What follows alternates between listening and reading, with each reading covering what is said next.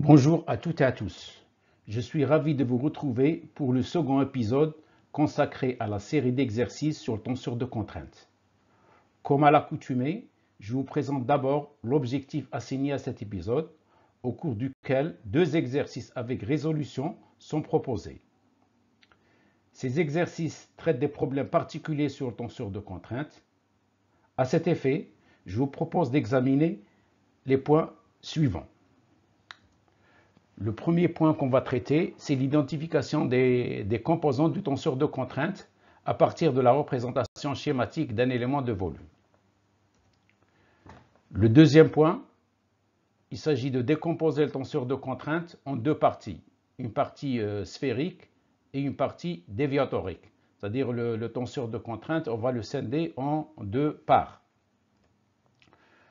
Enfin, le troisième point, il s'agit de calculer le vecteur contrainte agissant sur un plan octaédrique. Commençons par le premier exercice.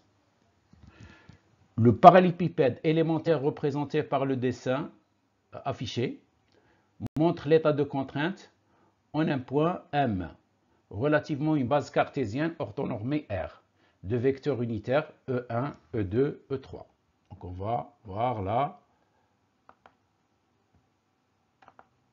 Donc on a une base orthonormée, une base cartésienne de vecteurs unitaires E1, E2, E3, et on représente par rapport à cette base un élément de volume qui représente le tenseur de contrainte. Première question. À partir du parallélépipède élémentaire considéré, identifiez les trois composantes inconnues marquées par point d'interrogation. Ici, on a trois composantes qui sont inconnues, qui sont marquées par point d'interrogation. Voilà la première, la seconde et la troisième. Donc, il s'agit de les identifier. Une fois identifiés, on doit déduire les composants du tenseur de contrainte, sigma m, relativement à la base cartésienne. Deuxième question. Déterminer les vecteurs contraintes T agissant sur chacune des trois facettes du parallélépipède, lesquelles sont définies par leur vecteur normal respectif EI. C'est-à-dire qu'il s'agit ici de déterminer le vecteur unitaire, le vecteur contrainte agissant sur la face de normale E1, cette face, la face de normale E2 et la face de normale E3. Il est plus approprié de dire facette parce qu'il s'agit d'un élément de volume dont les dimensions sont infinitésimales. Troisième question. Le vecteur contrainte tangentiel, donc on va déterminer le vecteur contrainte tangentiel, tau, au point M, agissant sur la facette de vecteur unitaire E3, c'est-à-dire cette facette.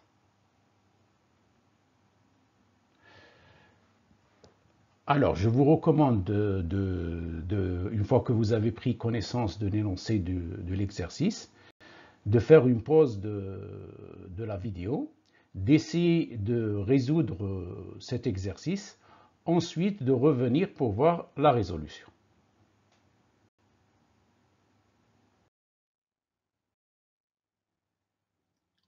Bon, avant de commencer ou de faire la résolution de cet exercice, je vais faire un petit rappel sur le tenseur de contrainte. Donc, soit une particule M, une particule d'un milieu continu occupant la position du point M. Donc, c'est une particule qui est positionnée au point M. On va considérer une base cartésienne, E1, E2 et E3. Par rapport à cette base, on définit le tenseur de contrainte au point M relativement à la base E1, E2, E3. Donc c'est par rapport à cette base qu'on définit le tenseur de contrainte qui est représenté par une matrice, 3 lignes, 3 colonnes. Alors maintenant, on va imaginer par la pensée qu'on va découper un élément de volume adapté à la base cartésienne. Cet élément de volume est un parallépipède de dimension infinitésimale. À partir de ce parallépipède, sur ses facettes, on va représenter les composantes du tenseur de contrainte. Donc, comme vous le voyez, le tenseur de contrainte avec ses composantes. Ce tenseur de contrainte est symétrique, c'est-à-dire on a la composante sigma 1, 2 est égale à sigma 2, 1, la composante sigma 1, 3 égale à sigma 3, 1, et la composante sigma 2, 3 est égale à la composante sigma 3, 2.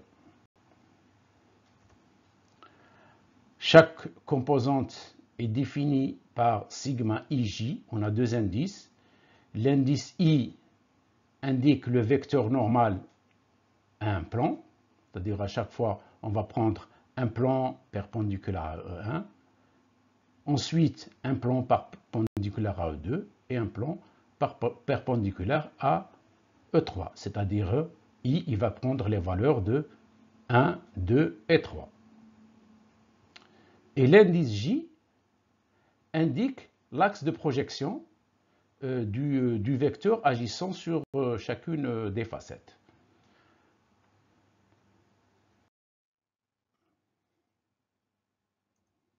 Donc pour ce faire, on a deux choses ici. On a la représentation schématique par un parallépipède de dimension infinitésimale et on a la matrice qui représente ce tenseur de contrainte. On va voir le lien entre la représentation schématique et la matrice sigma 1. Donc ce parallépipède, il a les caractéristiques suivantes.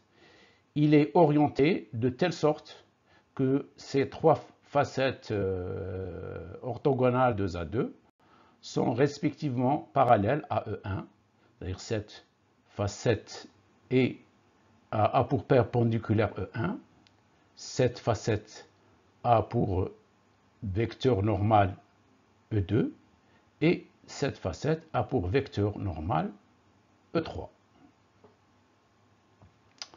Voyons maintenant le vecteur contrainte agissant sur chacune des trois facettes orthogonales 2 à 2. On va commencer par la facette dont la normale est E1. Donc là, la facette dont la normale est E1, le vecteur contrainte possède trois composantes.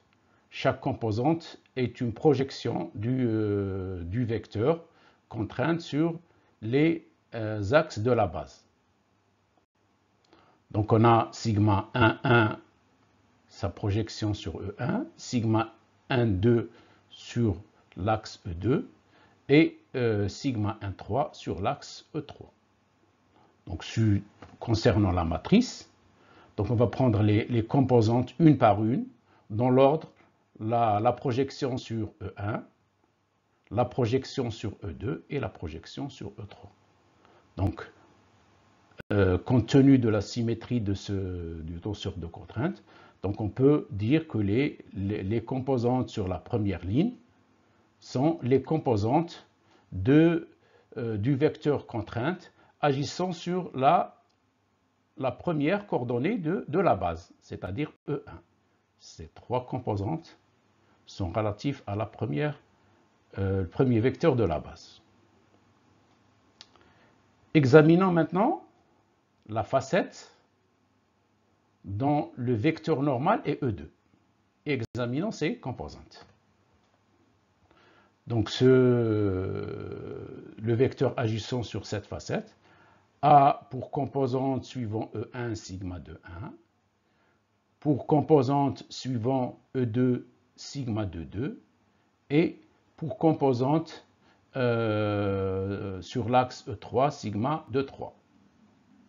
Donc, ce vecteur contrainte est représenté par ces trois composantes qu'on retrouve dans la matrice sur la deuxième ligne, telle que affichée. Donc, projection sur E1, projection sur E2 et projection sur E3. Et on termine par la troisième façade dont la normale est E3 et ses composantes suivant E1 c'est sigma 3,1, suivant E2 sigma 3,2 et suivant E3 c'est sigma 3,3 et constitue la troisième ligne de cette matrice. Alors, on peut dire que les composantes de la diagonale, ou les coefficients de la diagonale, sont respectivement les composantes normales aux trois facettes. Sigma 1,1, c'est la composante normale à la facette dont le vecteur normal est E1. Sigma 2,2, la normale agissant sur la facette de normale E2. Et sigma 3,3, c'est la composante normale à la facette de normale E3. Ces trois composantes sont positives si elles sont de tension ou de traction, et elles sont négatives quand elles sont de compression. Les composantes hors diagonale représentent les composantes de cisaillement sur chacun des plans.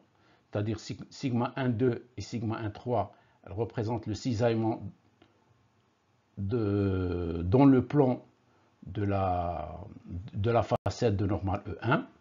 Sigma 2,1 et sigma 2,3, les composantes de cisaillement pour la facette de normale E2.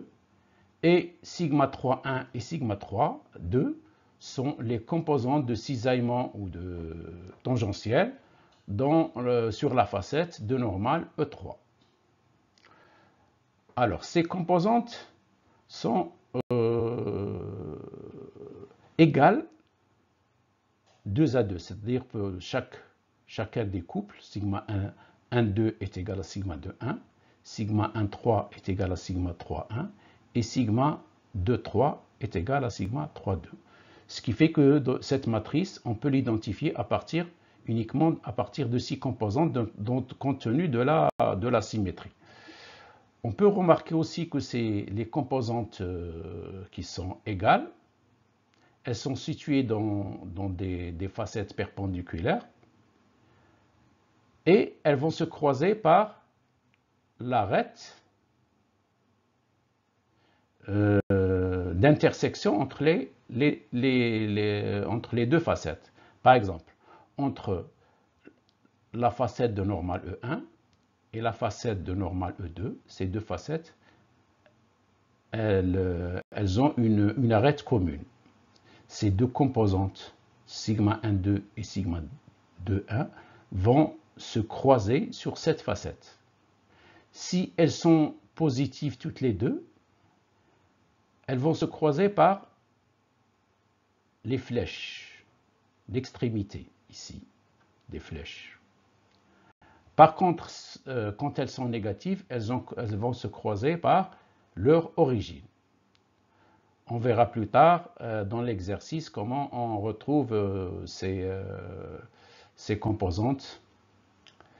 Il est de même pour la composante sigma 1,3 et sigma 3,1. Sigma 1,3 et sigma 3,1. Donc elles vont se croiser sur cette arête. Chacune appartient à un plan donné. Et vous voyez que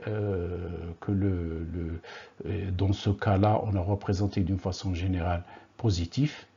Donc on va se croiser par l'extrémité des flèches ou qui représentent ces composantes. Le troisième couple de contraintes tangentielles, c'est sigma 3,2 et sigma 2,3. Sigma 3,2 et sigma 2,3. Elles vont se croiser sur cette arête-là qui est commune aux deux facettes respectives. Revenons maintenant à l'exercice. Et on va examiner dans un premier temps les composantes inconnues. Voilà. Les composantes inconnues sont marquées par des points d'interrogation. On a celle-ci, celle-là et celle-là. Par rapport à la base, on va examiner d'abord quelle est cette composante. Donc, cette composante, cette première composante, elle agit sur la facette de normale E1. Donc, c'est sigma 1. Et elle est dirigée suivant E2. Donc, sigma 1, 2. Voyons maintenant la deuxième inconnue, qui est marquée par ce point d'interrogation. Elle agit sur la facette de normale E2, donc sigma 2, et les dirigée suivant E3, donc sigma 2, 3. Enfin, la troisième, elle agit sur la facette de normale E3, donc sigma 3, et elle est dans la direction de E1. De E1, donc sigma 3, 1.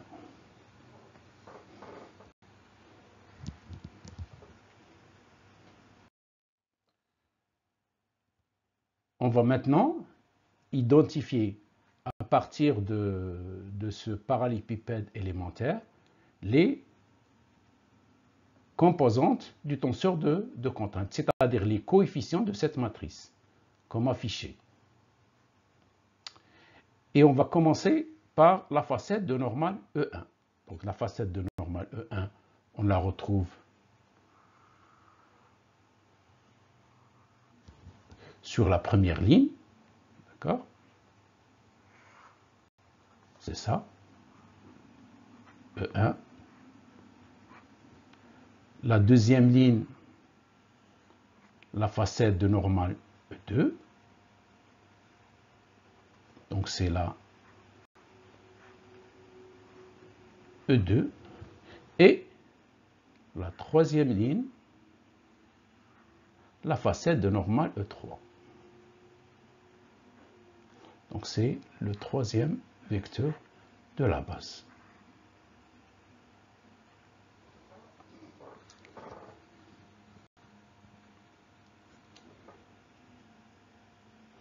Voyons. Donc je vais d'abord effacer, gommer ce qu'on a fait pour que ce soit clair.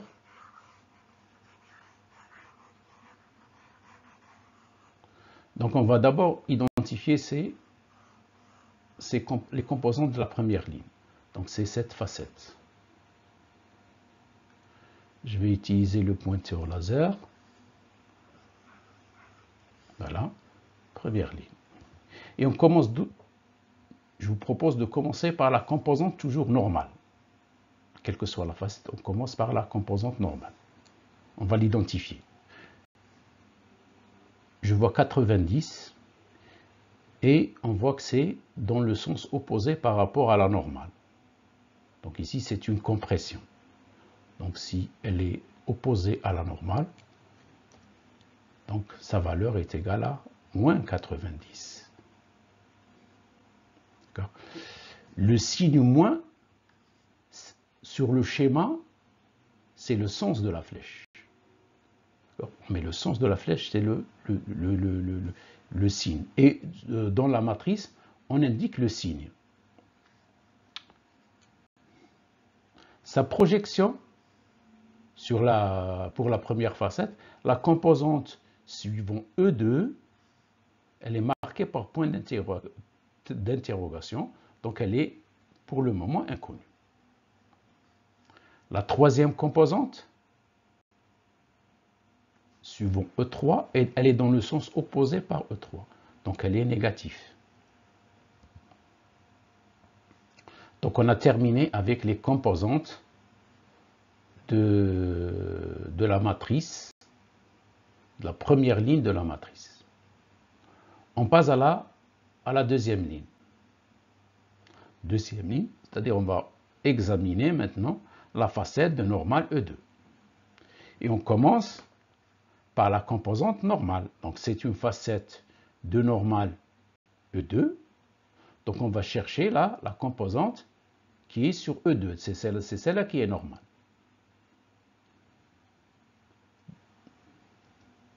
Donc c'est la composante sigma de 2. Elle est égale à moins 50 puisqu'elle est opposée à la normale à cette facette.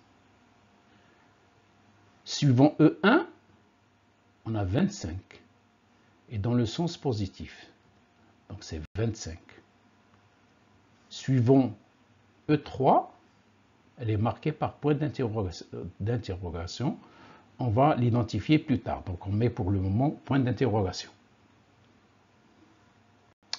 On a terminé la deuxième ligne. On passe à la troisième ligne qui consiste à déterminer le vecteur contrainte ou pour identifier les composantes ou les coefficients de la troisième ligne. On examine la facette de normale E3. Tout d'abord, normale E3. Donc la composante 130, elle représente la composante normale du vecteur contrainte. Donc 130. La composante normale. Ensuite, on va voir les composantes tangentielles de cisaillement. Suivant E1, on a un point d'interrogation, c'est-à-dire qu'elle est inconnue, celle-là. Ensuite, on a la composante suivant E2 de cisaillement. Elle est dans le sens opposé par rapport à E2. Donc, elle est négatif, moins 67. Comme vous le remarquez, au risque de me répéter, dans la matrice, on indique le signe et sur le schéma, ce signe est inclus dans la flèche. Donc, on peut identifier à partir du tenseur de contrainte le schéma ou on peut identifier à partir du schéma, on peut déterminer les composantes ou les coefficients de cette matrice. Examinons maintenant l'inconnu de la facette de vecteur normal E1, c'est-à-dire cette facette.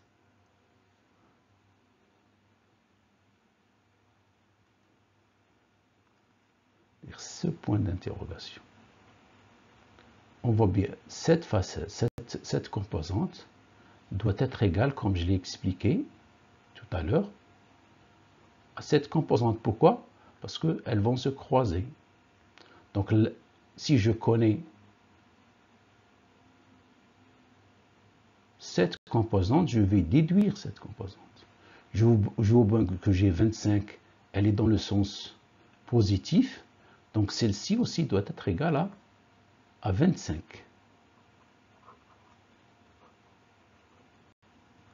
Et on voit bien que ces deux flèches vont se croiser par l'extrémité qui est indiquée ici. Donc j'ai 25. Voilà, c'est ce que vous voyez ici. Donc j'ai 25.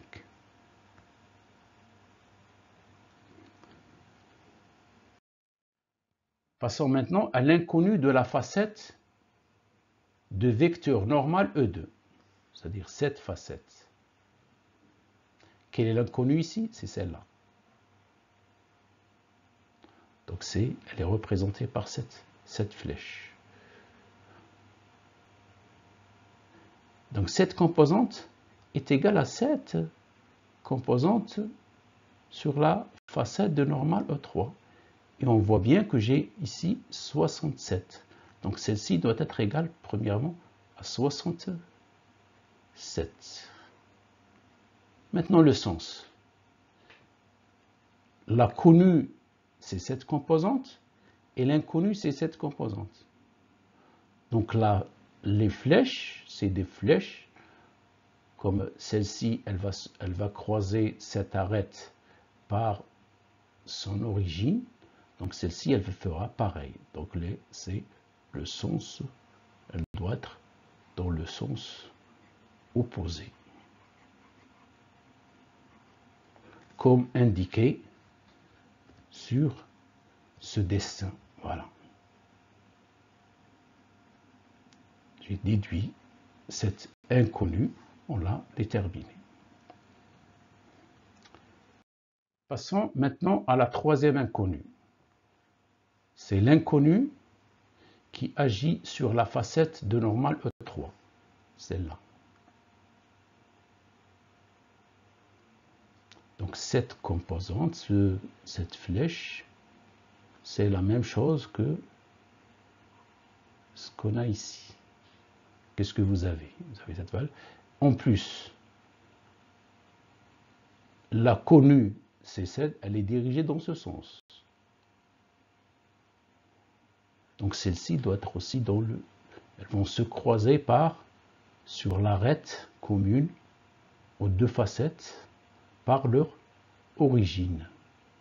Vous voyez qu'ici, c'est l'origine de celle-ci. Donc celle-là doit être dans le sens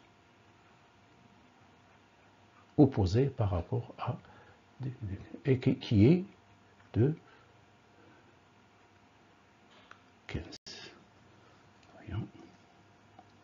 Voilà, vous voyez que, comme affiché, donc j'ai identifié là la composante inconnue. Donc maintenant, on connaît toutes les composantes du tenseur de contrainte. Il suffit maintenant de le représenter.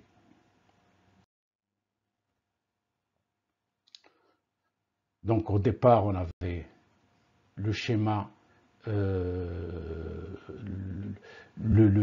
parallélépipède élémentaire qui représente l'élément de volume, représentant le tenseur de contrainte sigma, avec les inconnus. Et c'est cette matrice qu'on avait au départ.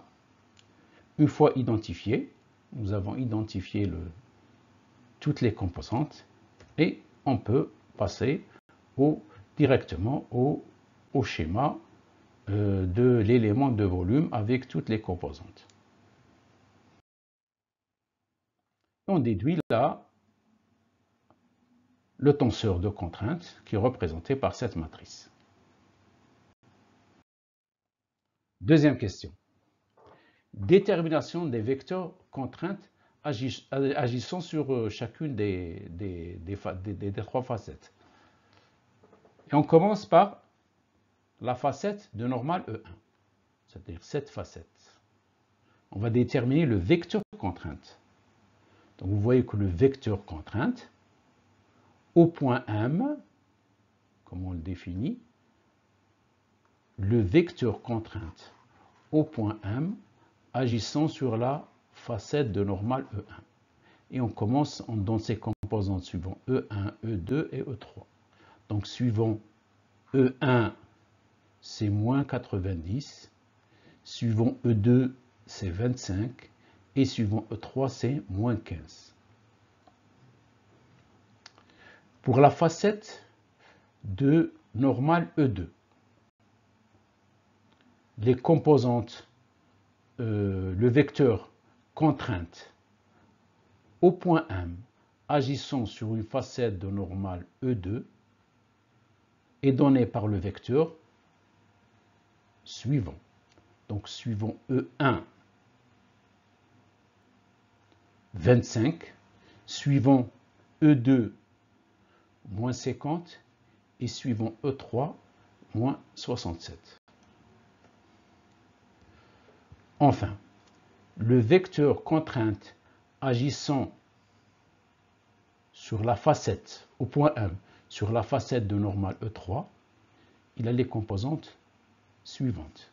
Donc suivant E1, c'est moins 15, suivant E2, moins 67, et suivant E3, 130.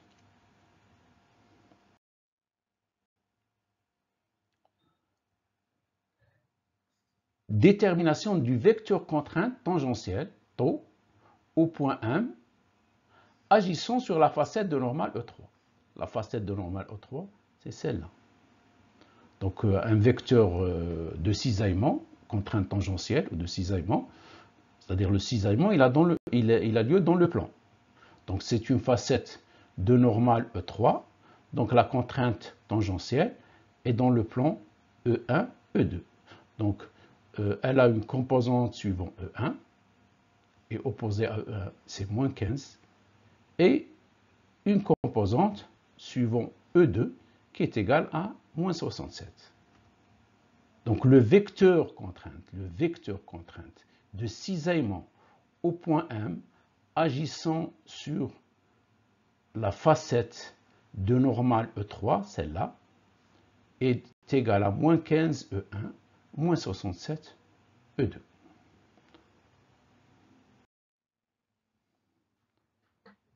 On passe au second exercice.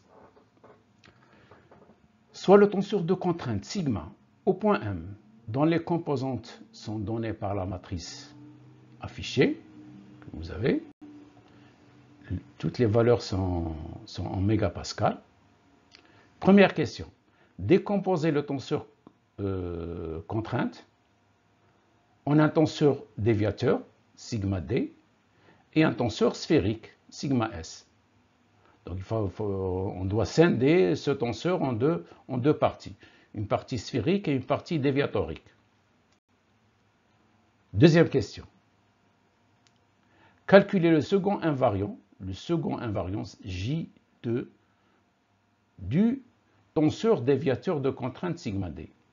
Alors pour différencier les invariants, généralement pour le tenseur de contrainte, on les désigne par I, et pour l'invariant du tenseur de contrainte, on les désigne par J. On demande uniquement le J2, le deuxième invariant. Troisième question. Calculer le vecteur contrainte T agissant sur un plan octaédrique.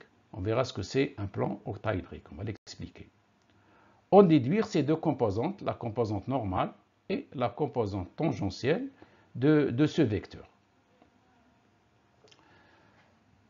Je vous recommande aussi la même chose que pour le premier exercice. Vous essayez ou faites un effort pour arrêter cette vidéo, faire la résolution et revenir pour voir la solution.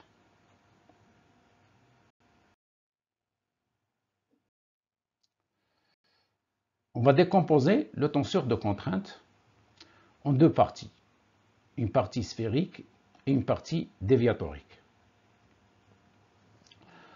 Donc, on a le tenseur de contrainte, je peux dire sigma est égal à sigma, un tenseur contrainte. Je vais soustraire d'abord un autre tenseur. Ce tenseur que je vais soustraire, il est égal au tenseur identité, qu'on multiplie par un scalaire. Ce scalaire, c'est la trace de sigma sur 3. Donc on soustrait un tenseur et on rajoute le même tenseur. C'est-à-dire le tenseur, on rajoute aussi trace de sigma sur 3 que multiplie le tenseur identité. Ça, c'est l'écriture matricielle de cette décomposition.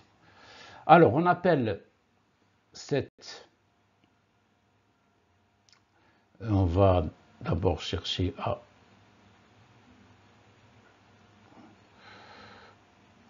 voilà. Donc on a deux parties, cette partie plus cette partie. Alors comment on va les appeler maintenant? Vous avez ce tenseur est appelé tenseur déviateur de contrainte. Et ce tenseur, c'est le tenseur sphérique. Donc on les a représentés sous forme d'écriture matricielle. On peut le faire aussi sous forme indicielle. Sigma ij est égal à sigma ij moins sigma LL, c'est-à-dire la trace de sigma sur 3, que multiplie delta IJ, et c'est l'indice de Kronecker. Donc ça représente ici la partie déviatrice du tenseur de contrainte, une composante, plus sigma LL sur 3, la trace sur 3, que multiplie l'indice de Kronecker, c'est le tenseur sphérique.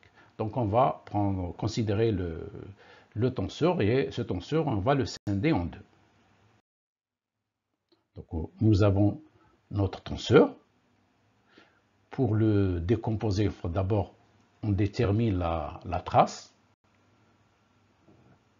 Donc c'est les éléments de la diagonale, 57 plus 68 plus 43. Et qu'on divise par 3, on trouve 56. On calcule ensuite la partie déviatrice. C'est sigma moins trace de sigma sur 3 que multiplier la matrice identité. Ça consiste à quoi? À prendre les éléments de la diagonale et à soustraire la trace de sigma sur 3 qu'on a trouvé 56. On aura 57 moins 56, la première composante de la diagonale. La deuxième composante de la diagonale, c'est-à-dire c'est 68 moins 56. Et la troisième, 43 moins 56. Les composantes hors diagonale restent inchangées. Alors on fait le calcul et nous retrouvons le tenseur déviateur de contrainte avec ses composantes. Alors la partie sphérique, c'est simple. La partie sphérique, on n'aura que les éléments qui sont situés sur la diagonale. Ils sont égaux à la trace de sigma sur 3. Comme la trace de sigma, c'est 56, donc j'aurai 56 sur la diagonale. Donc c'est la partie sphérique. Deuxième question. Calcul du second invariant, J2, du déviateur de contrainte, du tenseur déviateur de contrainte. On a ce tenseur, comme on l'a fait pour le tenseur de contrainte, on fait des exercices comme ça. Donc c'est la somme de 3 mineurs, M1, M22 et M33. Chacun des mineurs, il correspond au déterminant d'une matrice qui est déduite en supprimant une ligne et une colonne. Pour M11, on supprime la première ligne, première colonne. Nous retrouvons une matrice réduite et on calcule son déterminant. La même chose, on va le faire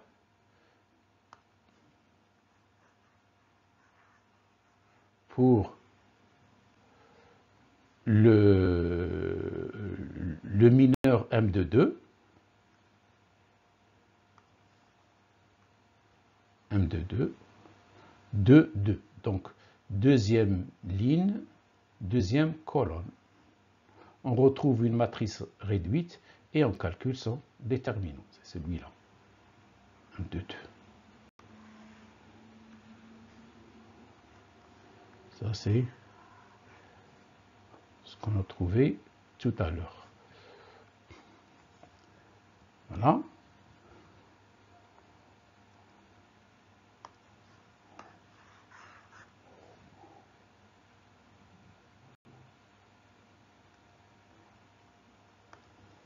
Ensuite, pour le troisième mineur, troisième ligne, troisième colonne, on supprime, on retrouve une matrice réduite, c'est-à-dire matrice de 2, auquel on extrait le déterminant. Il est donné par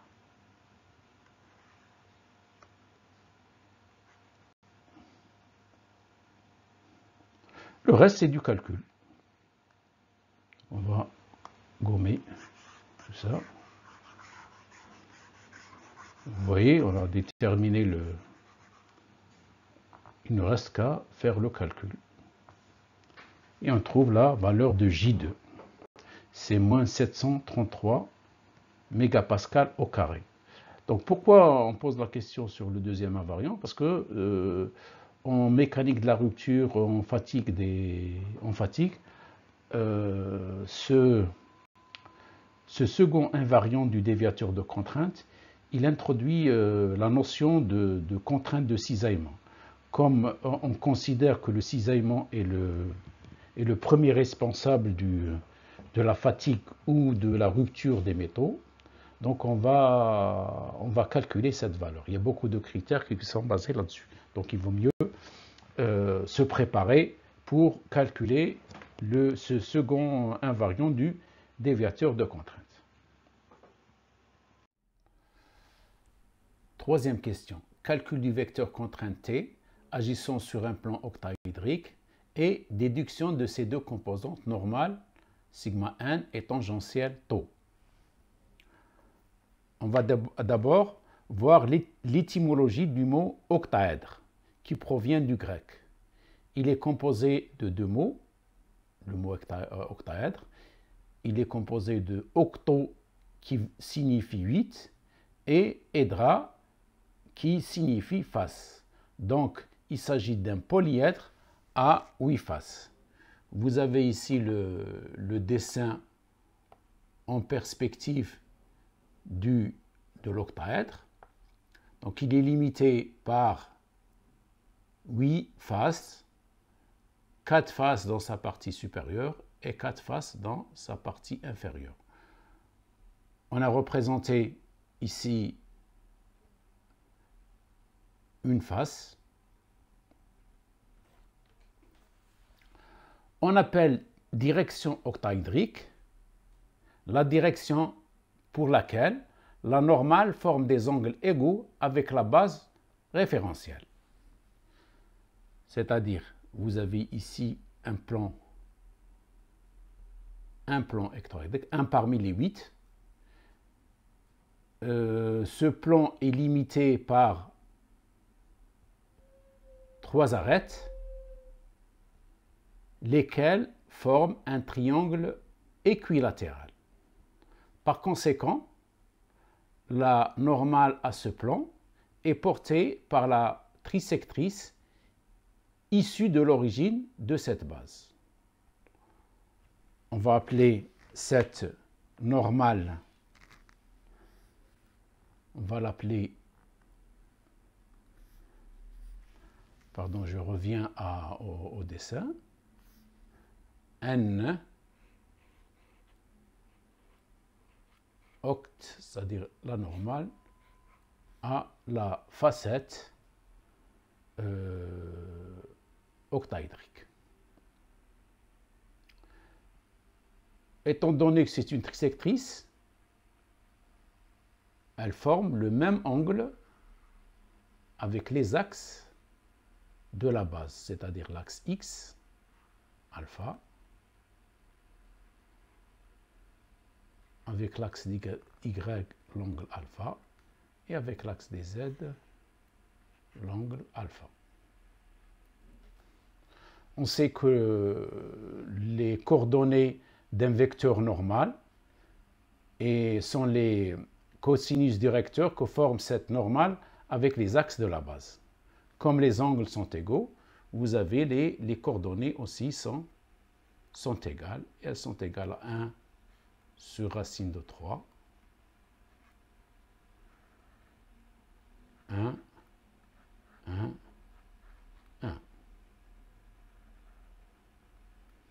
Donc on a défini la normale au plan octaédrique. On va passer maintenant au calcul du vecteur contrainte agissant sur ce plan. On va d'abord gommer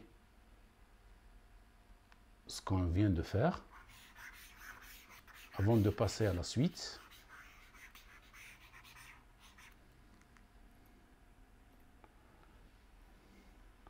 Donc le vecteur contrainte, c'est le produit tensoriel du tenseur de contrainte au point M par cette normale. On va d'abord vous montrer la N octaédrique sur ce schéma qu'on a déjà défini. Connaissant cette normale-là, on va faire le produit matriciel simple.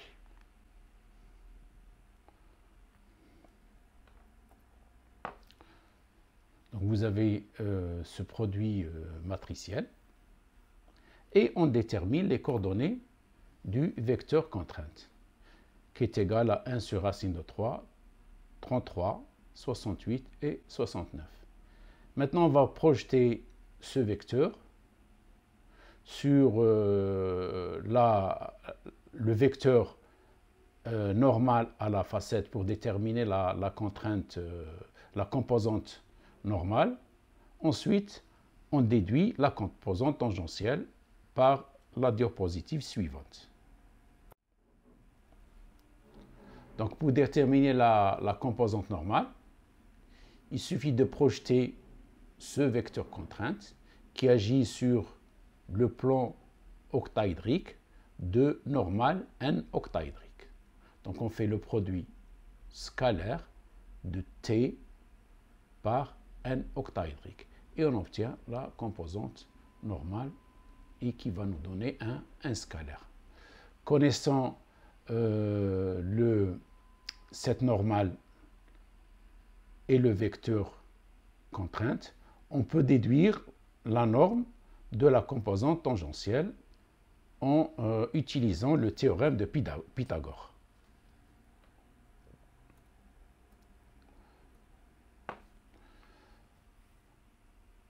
La composante normale, c'est le produit scalaire t par n. Donc on trouve que cette composante normale est égale à 40 mégapascales.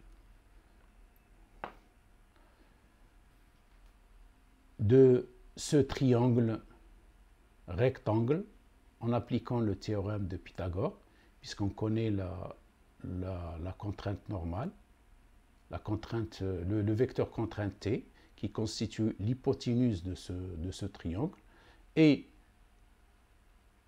un côté qui est la composante normale, on déduit la valeur ou la norme de la composante tangentielle.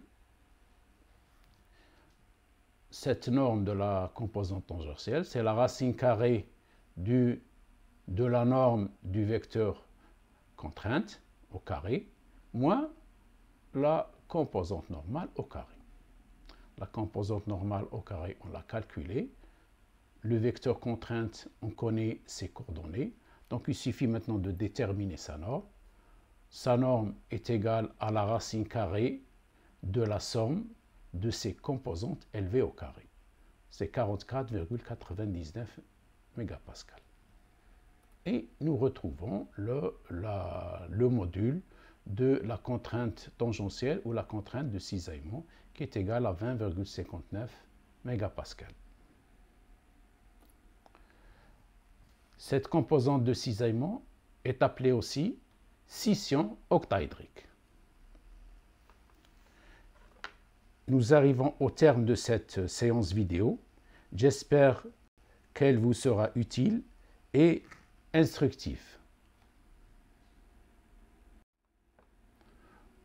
Au plaisir de vous revoir très bientôt pour d'autres vidéos. Au revoir.